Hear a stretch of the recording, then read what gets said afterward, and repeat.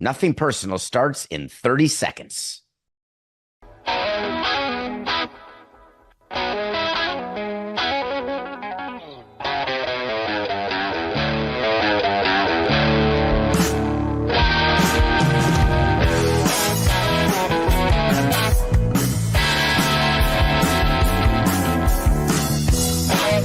It's just business. This is Nothing Personal. Here you go. Here you go.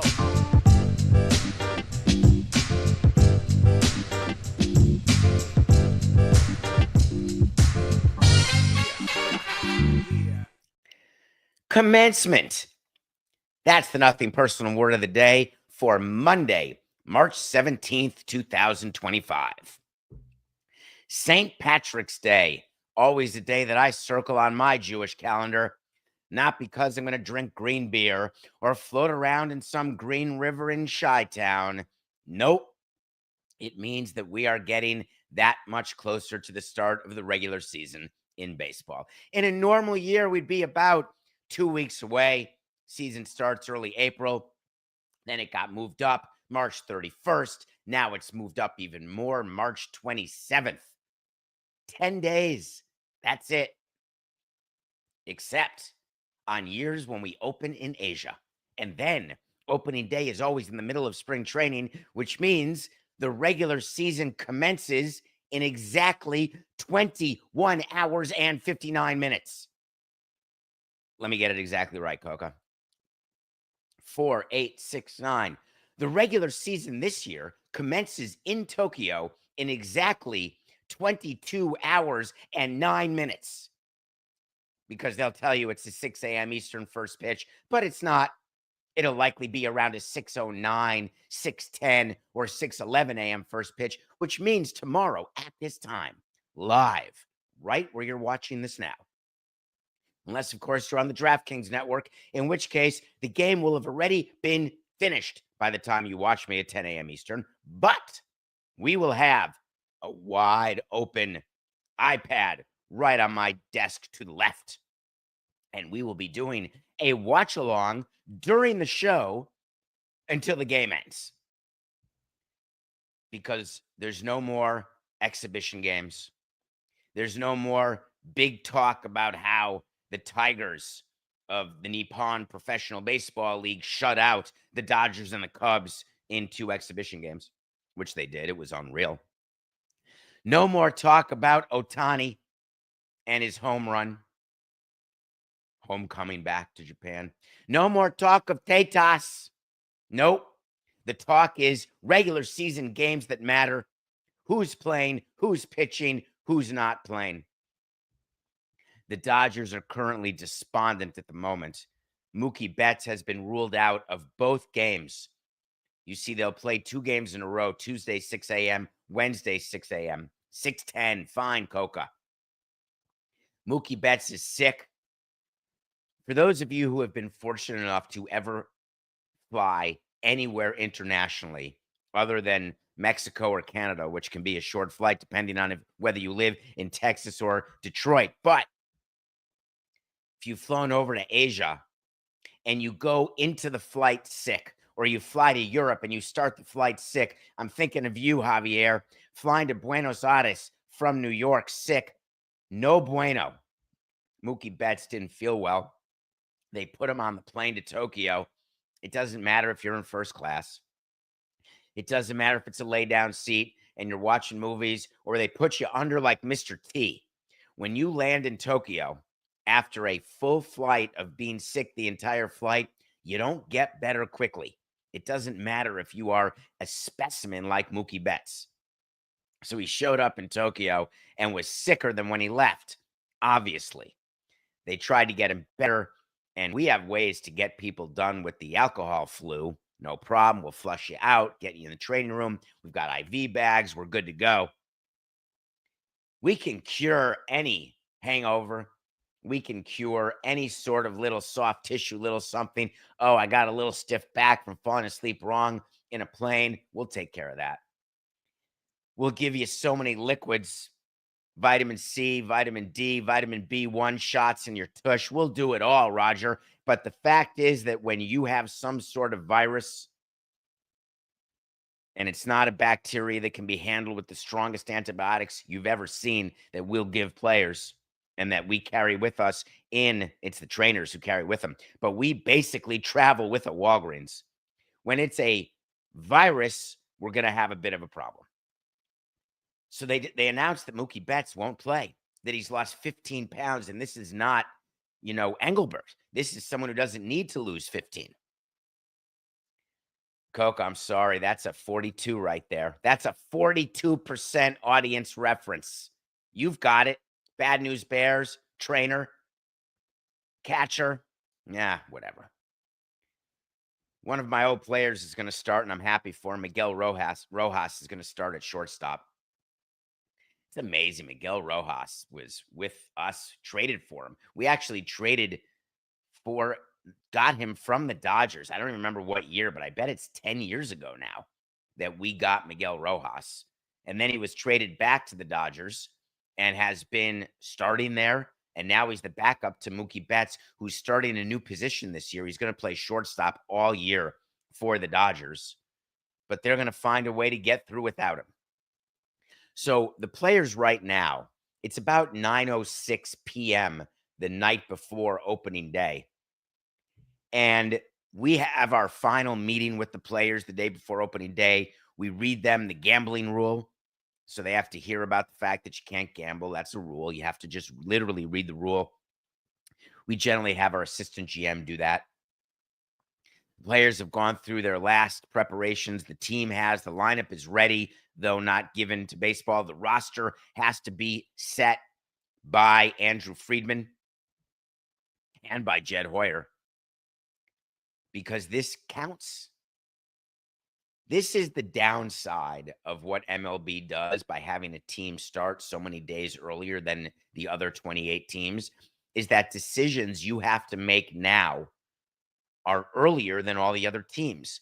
The good news is that you set your 26-man roster right now if you're the Dodgers and Cubs, but you can make changes to that roster before you open again on the 27th. But players who are on the roster who you want to take off the roster, you have to put them through the designation process, the waiver process, because it's a real major league roster.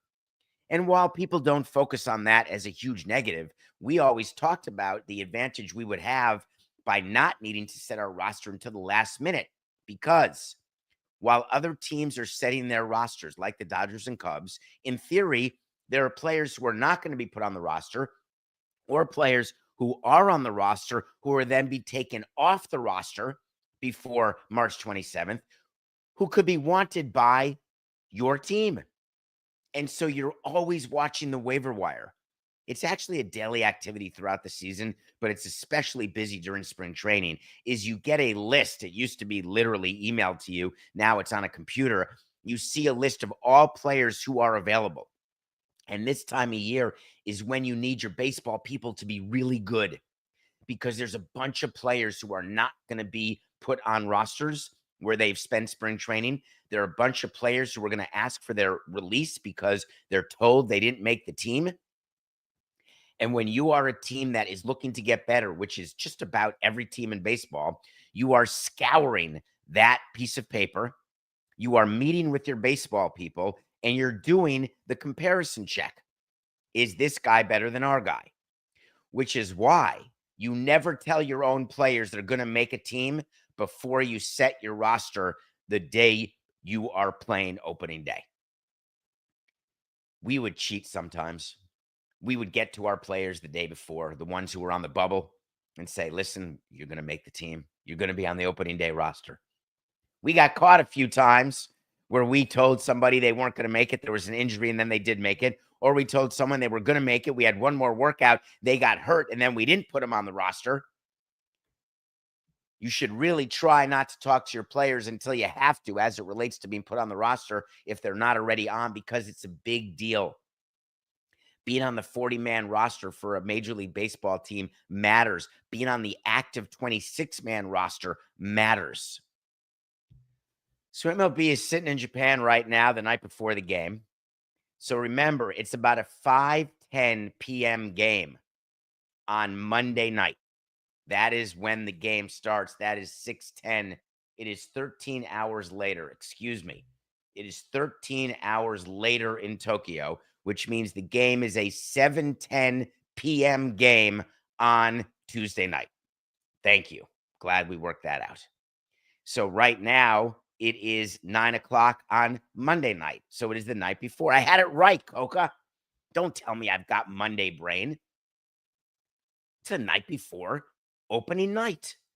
Pretending you don't open in the afternoon, pretend you open at 7:10 p.m. That's what the players are doing. They're finishing their dinner right now, 9 o'clock, try to get to bed early. They'll show up at the Tokyo Dome tomorrow. I am so jacked up for it. I'm sorry, I just am. All right, let's move on to something else. We're going to get to it in pick of the day because our pick of the day is going to be the Dodgers game, just so you know. Let's talk about something that they're doing in Tampa. And it's going to be, I'll get to during the show later after the break, what's going on with the Rays. I have an update from all of our Rays content last week. If you wanted about the Rays stadium situation, St. Petersburg, there was an interesting nugget that got leaked, and we'll talk about it later in the show. I wanted to talk about a separate announcement that was made this weekend, and I'm a big Eddie Vedder guy. I love Pearl Jam, of course. Not of course, I just love Pearl Jam. I happen to love Eddie Vedder. I happen to love what he does when he does soundtracks like he did for Into the Wild, an amazing, amazing movie with Emile Hirsch. A lot of Eddie Vedder songs in that. There was an announcement that the San Diego Padres and the Seattle Mariners are going to start something called the Vedder Cup. Yes, as in Eddie Vedder. The Vedder Cup, of course, references Pearl Jam and its frontman. The Vedder Cup will go to the winner of the season series between the Padres and the Mariners. And this may sound crazy. San Diego, Seattle, are they natural rivals? Does it even matter? They're obviously interleague. What's the relationship? It turns out the whole relationship is that Eddie Vedder used to live both in Seattle and San Diego. So he has got a basically relationship with both. And so the franchises got together, and I have been so critical of AJ Preller. This was not an AJ Preller job, but I want to compliment the Padres and the Mariners. Anytime you can manufacture importance in the regular season, you've got the commissioner's attention. Anytime you can do something that fans have a chance to take an interest in, that will lead to increased revenue. Anytime you can interest a TV partner, even if it's your local TV partner, in some sort of extra activation around what would have been a normal regular season game, you've got my attention. Anytime you can involve charity, you've got my attention. The Padres and the Mariners are going to partner with basically a charity co-founded by Eddie Vedder and his wife, Jill Vedder. It's a nonprofit organization. It funds research to discover treatments and cures for a disease called EB, epidermolysis bullosa. But the point is that Eddie Vedder found a way to draw attention to his nonprofit, which is always positive.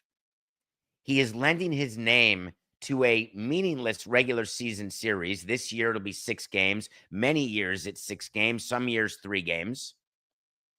And whoever wins the majority of the games will get something called the Vedder Cup. For those of you in Florida, you may recall that we had a citrus series with Tampa over the years. Whoever won, we would play Tampa 6 times a year. The Marlins would. Whoever won more games, 4-2, 5-1, 6-0, we would be the winner of the citrus series. I can't tell you how little players actually care about that. You will not find the Padres baseball department managing those games like playoff games.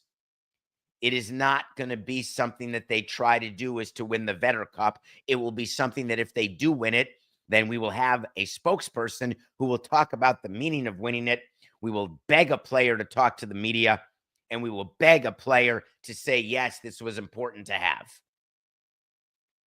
We will not put any player or manager in front of the media if we lose this Citrus Series, or if someone loses the Vedder Cup, which they will because of the tiebreaker, which is fascinating. We're not going to send someone from the losing team and say, tell me, what does it feel like to have lost the Vedder Cup? No. If you win it, we'll talk about it. Listen to the tiebreakers, by the way, because they play each other 6 times. So in theory, it could end 3-3. One of the tiebreakers is just run differential. That's easy. It's why you got to steal second when you're up 8 runs in the Vedder Cup. Runs matter. But if they happen to end up tied at 3 games each, and their run differential is equal, what do you think the second tiebreaker is? I will bet you $1 that you will not come up with it if you haven't read it. No cheating allowed.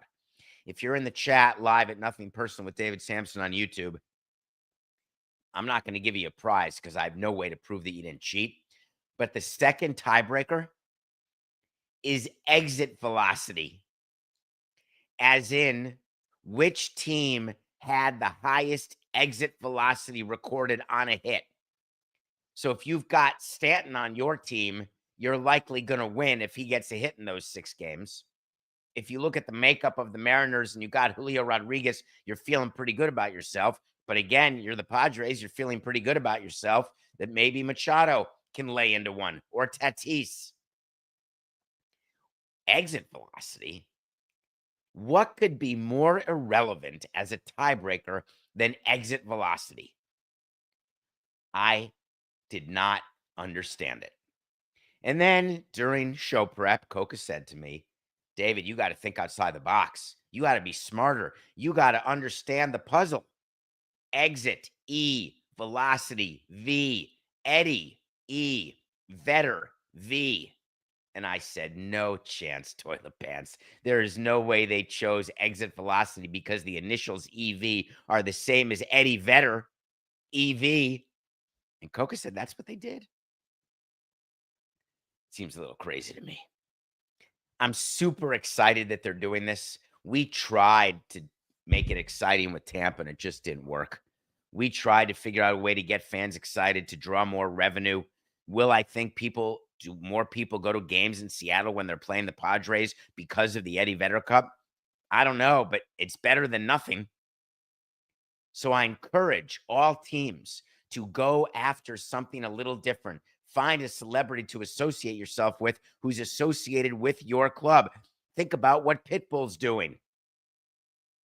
That's a local Florida thing. If you don't know what Pitbull's doing, Mr. 305, then you're not paying attention to a recent Nothing Personal episode where we talked about the naming rights opportunity and the marketing initiative happening with Pitbull. Associating with stars, it's a good thing.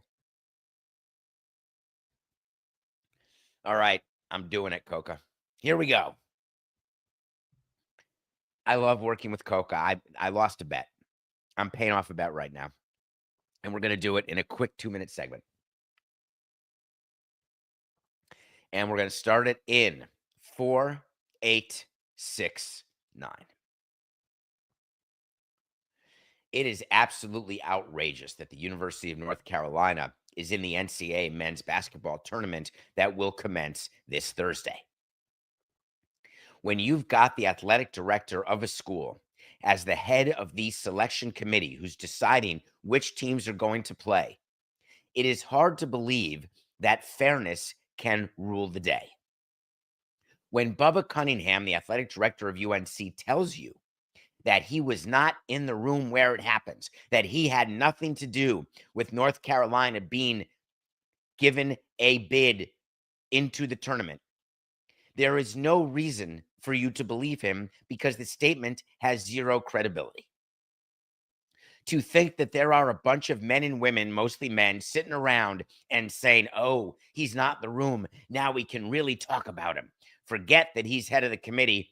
Forget the fact that we want to be on the committee. Forget the fact that we all get favors when we're on the committee.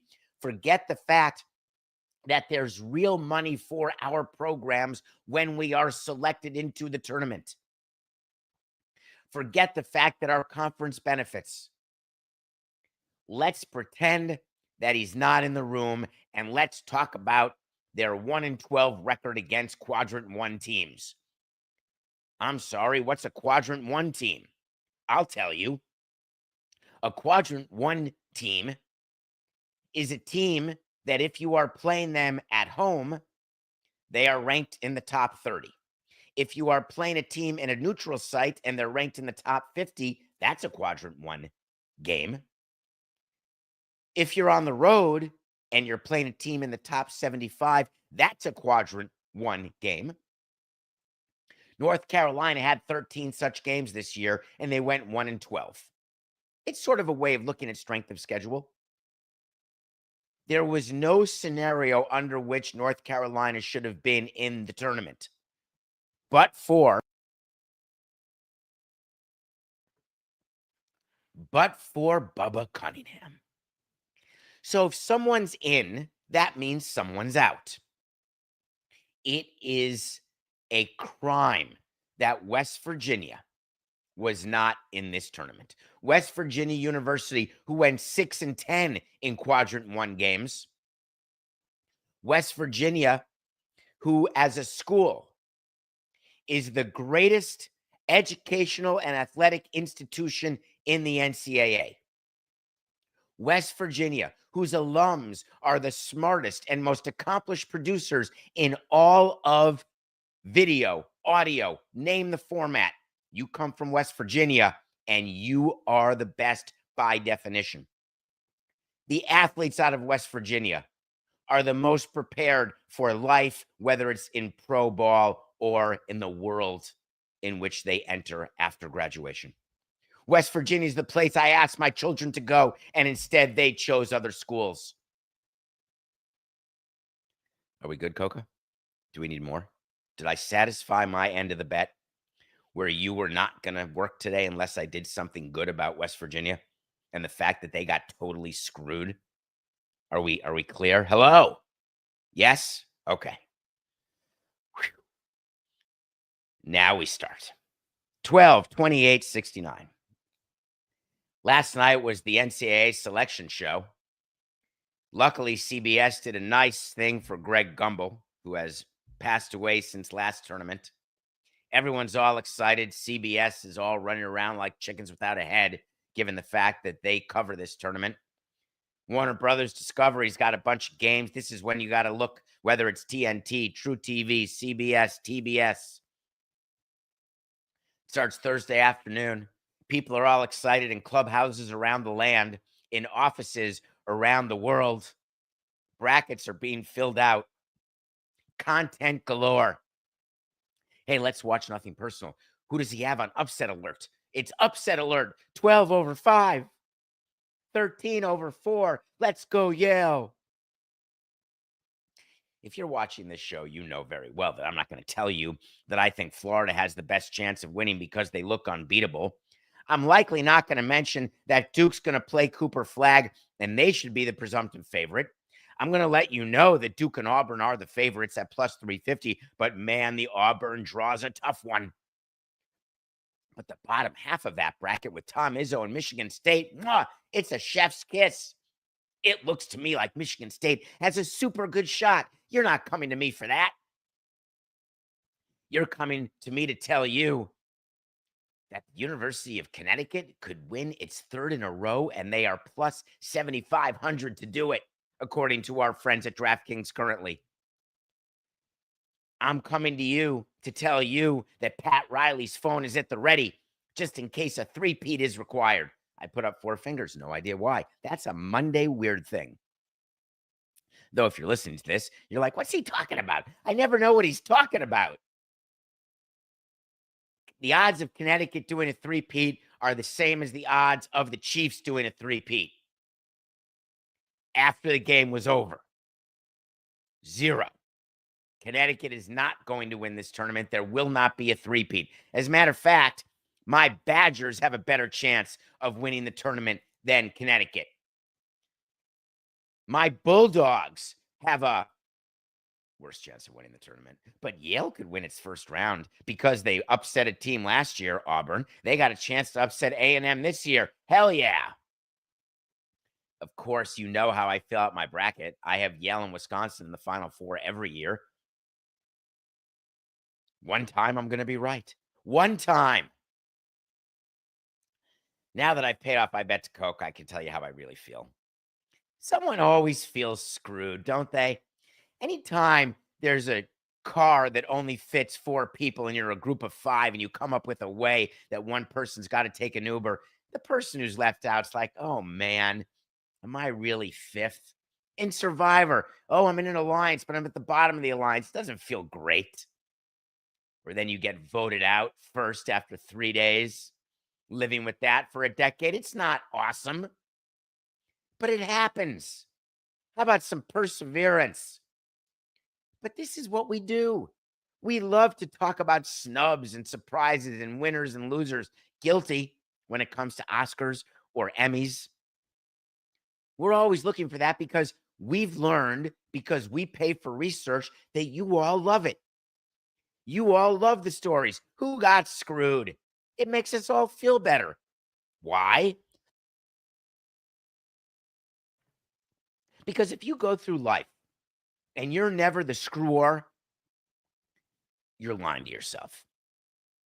If you go through life and you're never the screwy, you're also lying to yourself. We've all been both. We all have that frame of reference. We all know what it's like to just miss or be the one who gets into the subway car, the doors closing, and look at the person who tried to get in and the doors closed and you're like, sorry, catch the next train. Schadenfreude, happiness at the misfortune of others. Are we happy at the misfortune of West Virginia, or are we happy at the misfortune of the other bubble teams who didn't make it in? Why is West Virginia getting so much attention? Why is North Carolina the butt of our jokes? Because of Bubba Cunningham? We're always interested in the conspiracy. We're always interested. Who did what to who and why? Nothing can just happen. There can't be a game where there's a winner and a loser. There has to be someone to blame.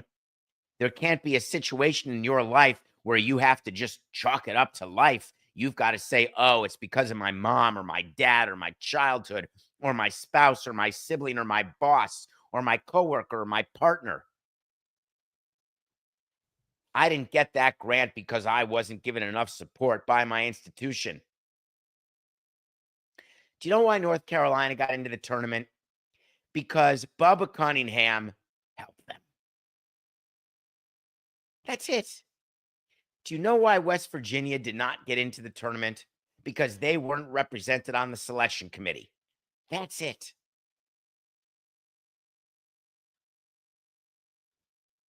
Is that too harsh, Coca? I don't want people to be upset.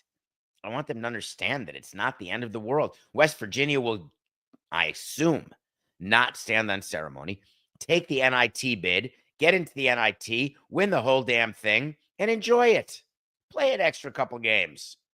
They're not going to be one of those teams, Coke, are they, where it's, oh my God, we got so badly hosed here that we're going to protest and not play any other postseason game. By the way, if I hear one more word about Rick Pitino, I'm going to laugh. Dan Le Batard, the Dan Le Batard Show. Check it out. They did a full 3-hour show last night live from 6 to 9 p.m. Eastern during selection, talking about college basketball. They had guest stars, etc. And one of the funniest things that I was thinking about was Rick Pitino. I've got a relationship with Rick Pitino, not because I know him, as I've met him. Look at me, David, but as a fan. Rick Pitino was a coach of my beloved New York Knicks during my period of insane fandom. Rick Pitino, I assumed, would never coach again after all the violations at Louisville, where he won the national championship, asterisk. He then went to coach at Iona, and we said he's not going to stop there. He then went to St. John's, and he has been so successful. He's bringing, I believe, his 6th team into the NCAA tournament. It is pretty cool, but the reason why he's getting attention is that he happens to look really good right now versus what he's always looked like. He looks like he's aging well. And for us in our superficial world where we're all getting Botox and all trying to figure out where the needle should go and where it should be, Rick Pitino just is doing it right. My view of Louisville is that if they can win their first game, which is by no means a slam dunk, because I know you're here for the expertise. No, he's not going to get out of the first round. Okay. Oh, God. St. Who's playing Creighton? Is it Louisville against Creighton? It's over. It's over. Have we gone to commercial yet? Did I not even say St. John's during that entire Rick Pitino segment? I told you it was in my head. He won the championship, and now he's on St. John's coaching them, and he's got his 6th team in the tournament. I watched it. I paid attention. Damn it. All right, just edit that entire thing out and go to break. I'm schwitzing right now.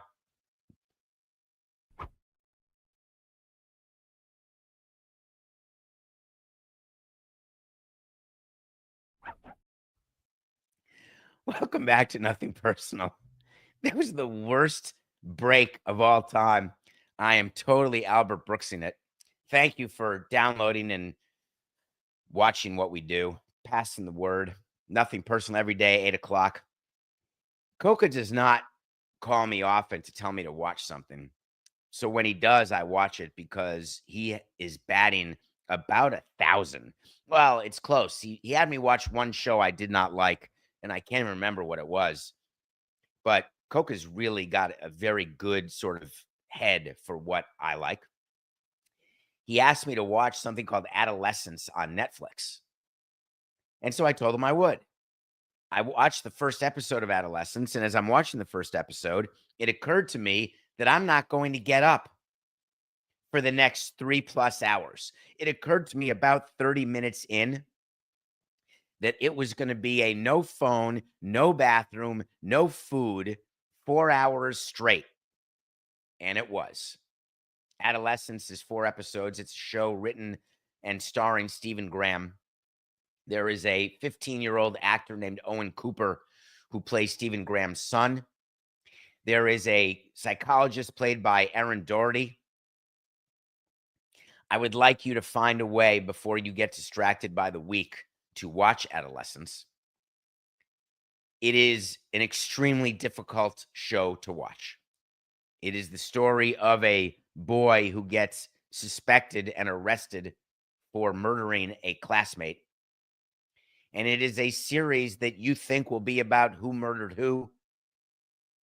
You will think to yourself, is there a surprise at the end? Is it a whodunit? Is it a mystery? But in fact, what Adolescence is about is what we're doing to our children today. The dangerous world that our children live in when they are online, when they are in their room with the door closed, but in fact, the window is open to the entire universe. In my day, when I got sent to my room as a punishment, I had no way out. My imagination, my books, my records. Now you send a kid to their room if they've got their electronic devices. They're actually not in a jungle created in Max's mind or Maurice Sendek's mind. They're actually participating in a jungle of their own creation that is followed and inhabited by real people. And the power of these people over children. And it's a concept called cyberbullying. That's not what Adolescence is about.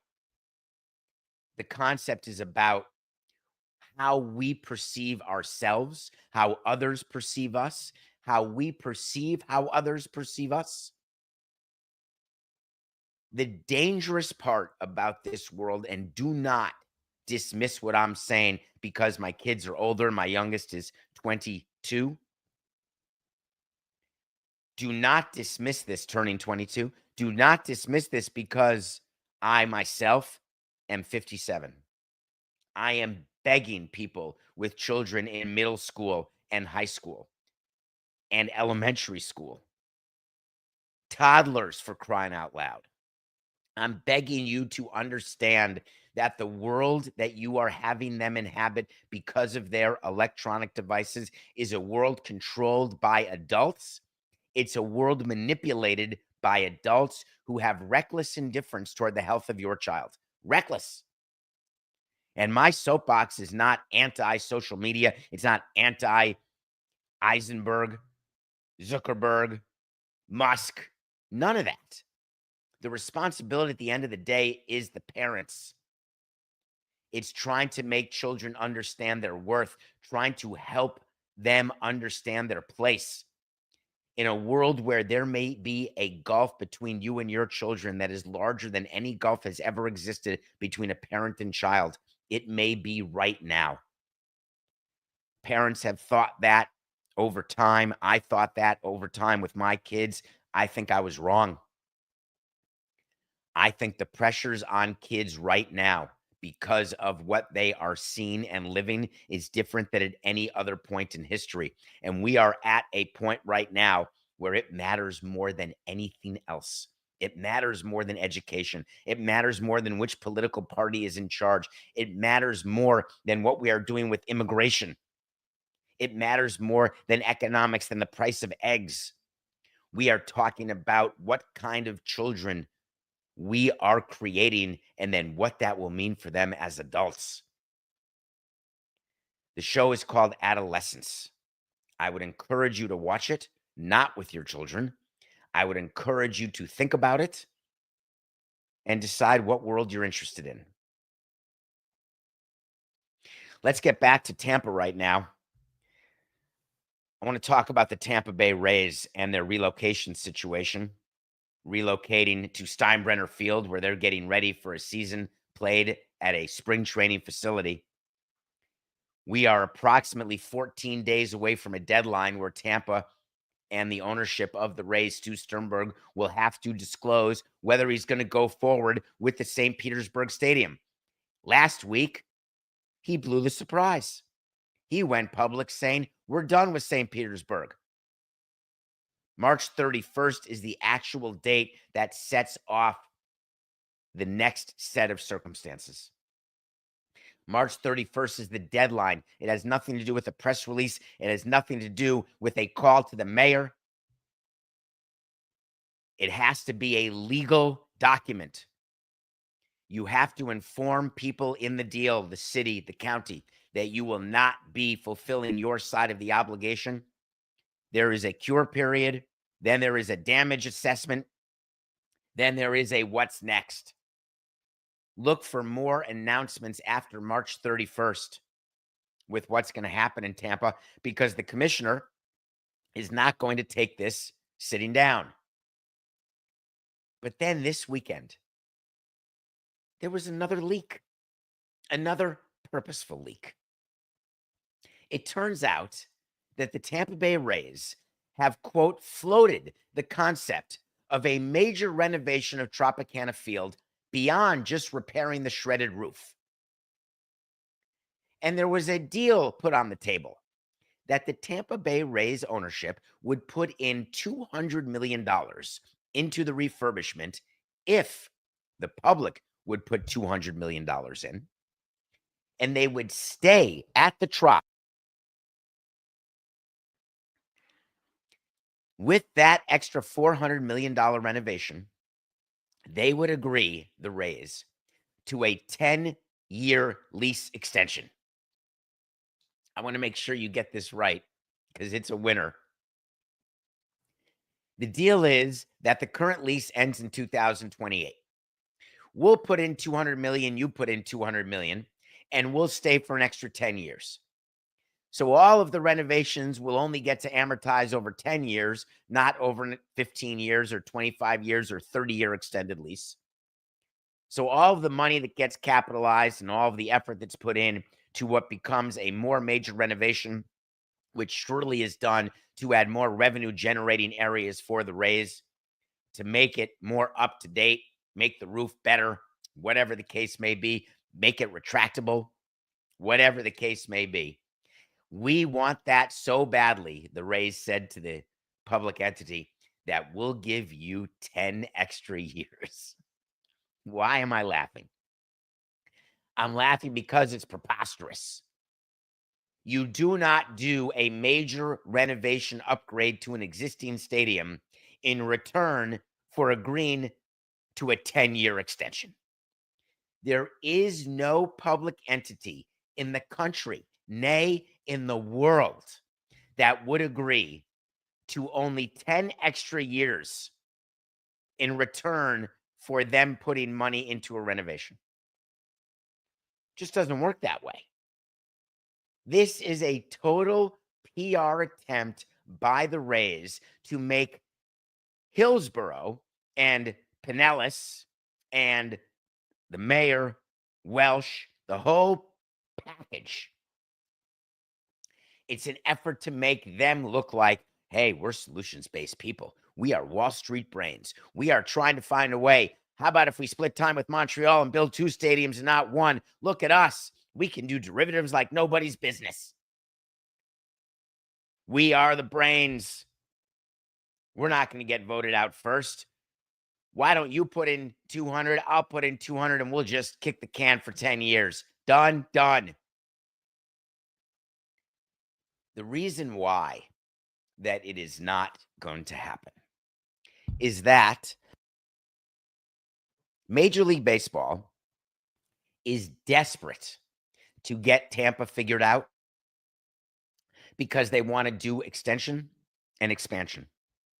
They want to get to 32 teams. Owners want expansion because they want 1/30 of all the expansion fees.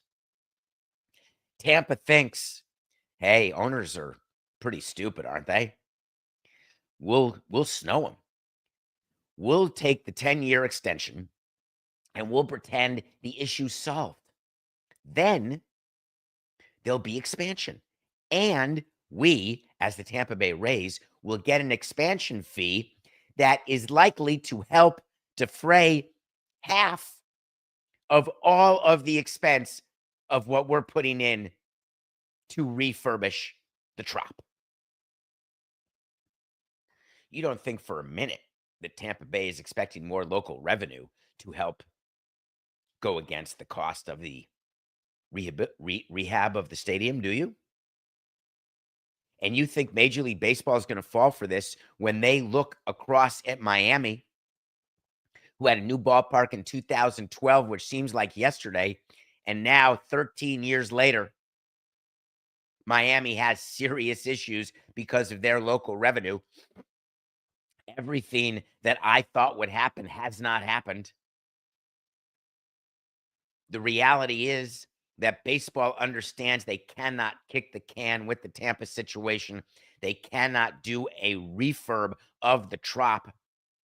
There either has to be a new ballpark in Tampa, which may have been the plan all the time. There has to be a brand new ballpark with development in St. Petersburg to take advantage of that burgeoning, according to themselves, area. But having the 65 acres of concrete surrounding the Trop that only is looking better because $400 million was put in is not going to happen. The last thing on Tampa is that there's a lot of stuff you're going to read about the Savannah Bananas. The Savannah Bananas played at Raymond James Field and sold out the entire Raymond James. It really is amazing what the Savannah Bananas have done. They are a traveling circus. They are an event. They come in and do exhibition games. It's not a baseball game. It's a fun exhibition game. There is no way to draw a parallel and say, well, look what baseball did in Tampa. The Savannah Bananas sold out. Therefore, the Rays in Tampa makes perfect sense. It's apples and oranges, folks. Who would you rather be, the Eagles or the Dolphins? Raise your hand. Eagles? I guess.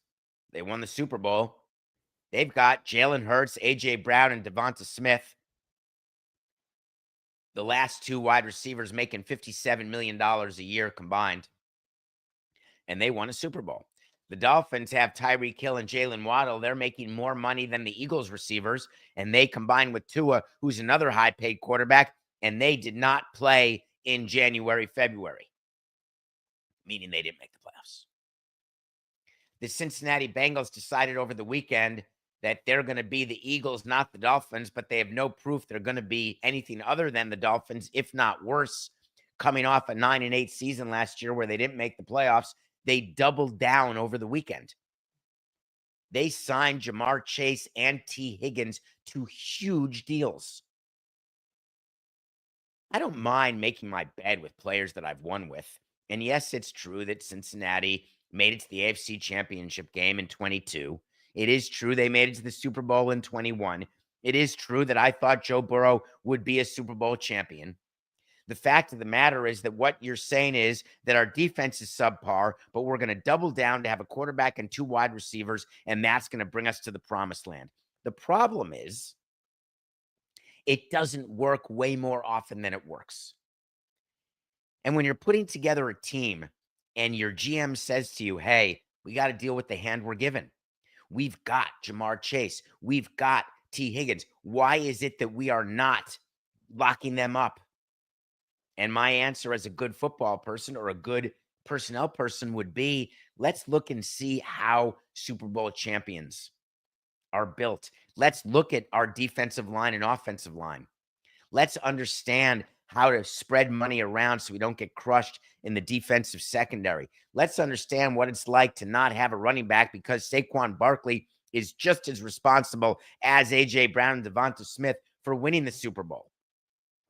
We have to spread out the money in a way that makes us a complete team. It is the exception, not the rule, when you can have a one-sided team like the Broncos with Manning, where their defense won the Super Bowl. It wasn't Peyton Manning. There are examples, but consistently, the best teams are getting the Lombardi Trophy. Teams, not parts of a team. The Bengals have now done it. So they're going to absolutely have Burrow and Jamar and T. And if that group doesn't work, you're going to look back at this show and say, wow, Samson, they ended up being the Dolphins, not the Eagles. We'll wait to see. Wait to see is when we tell you something's going to happen. If it does, great. If it doesn't, fine. I'll give you a wait to see. The Cincinnati Bengals will not win the Super Bowl in the next 2 years. Mark it, Coca. That's an official wait to see. Nothing personal pick of the day. Are we recording, Coca? I don't have the clock where I normally have it. That gives me the time of where we are in the show. That's weird. I hope we're recording. I hope anybody's listening to this. Friday, we had the Celtics -8 over the Heat. The Celtics ended up winning by 12. That brings us to 21-28. Really? Ugh. Is that what you're showing on your graphic, Coca? On Nothing Personal with David Samson YouTube? Are we 21-28? That is an outrage. I thought so. We're 22-28. It's amazing that's in my brain. All right, let's go to the pick of the day today.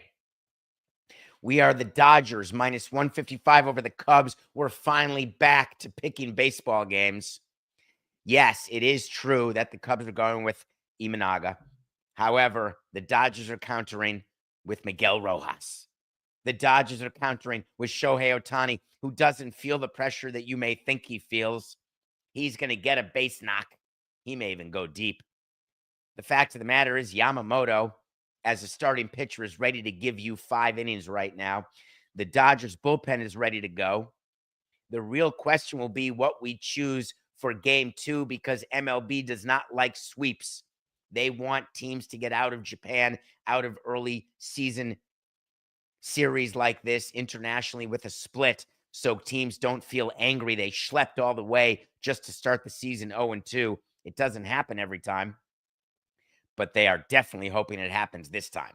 But for game 1, we are going with the Dodgers over the Cubs. Now, I don't know if all of you are going to wake up at 6 a.m. Eastern to watch the game. I hope you do, only because in LA it'll be 3 a.m., which is a little crazy. You could stay up for the night or wake up early. The reason that I want to watch it is that from now until November. And it's only March, which means we've got spring and all of summer and fall. There's like 3 full seasons right now, and it's going to be real meaningful baseball. And if that doesn't excite you, I don't know what to tell you. I am absolutely jacked up for it. That is nothing personal for the day. And I promised I would end this show, and I have 10 seconds. Coco, we nailed it. It is an outrage what happened to West Virginia. They are the single most deserving team of any team in sports to be in a postseason tournament. And the fact that they were not put in, sorry, Matt, it's just business. See you tomorrow. This is nothing personal.